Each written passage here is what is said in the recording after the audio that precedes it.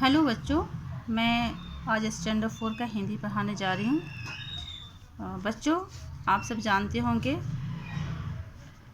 मैं पहला पाठ हम सब भारतवासी हैं, ये मैंने आप लोगों को पढ़ाया था। हम सब भारतवासी हैं, इस कविता को पढ़ के हमने उसका आप लोगों को अर्थ भी समझाया था और आप लोगों का होमवर्क था कि आप लोग इस कविता को याद रखेंगे, याद करेंगे।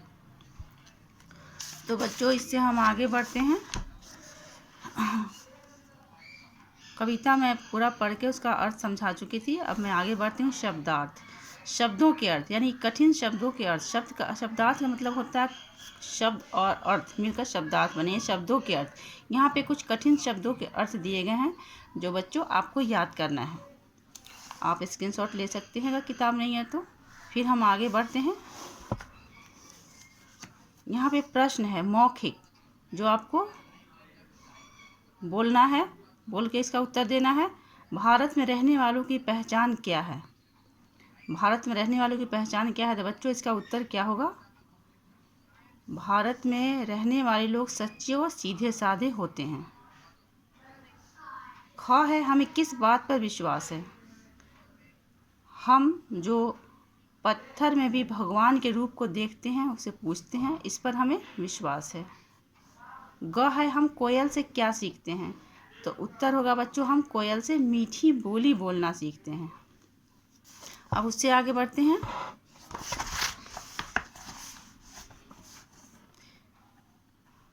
यहाँ पे प्रश्न का 4 विकल्प दिया गया है, 3 ऑप्शन दिया गया है। हम उसमें से ही जो सही है उस पर सही का निशान लगाएंगे। क है पूर्वजों ने हमें किस रास्ते पर चलना सिखाया है? पहला झूठ के रास्ते पर, दूसरा पत्थरों वाले रास्ते पर, तीसरा सच के रास्ते पर। तो बच्चों क्या होगा? सच के रास्ते पर, तीसरा विकल्प सही है। उससे आगे ख पे हम लोग बढ़ेंगे। अपने हाथों में लेकर अपना भाग्य बनाते हैं। पंक्ति का भाव है यानी कि इसका अर्थ क्या है? अपनी मेहनत से भविष्य संवारते हैं, दूसरों की मदद से भाग्य बनाते हैं, अपने हाथ में भाग्य लेकर चलते हैं। तो बच्चों, पहला इसका जो विकल्प है वो सही है, अपनी मेहनत से भविष्य संवारते हैं।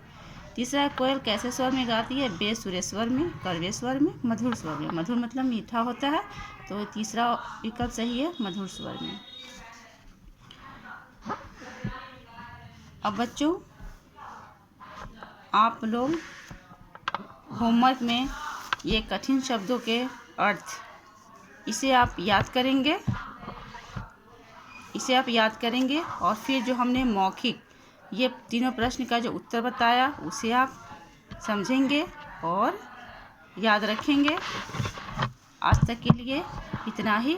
फिर हम अगले क्लास में आप लोग से मिलेंगे। तब तक के लिए बाय।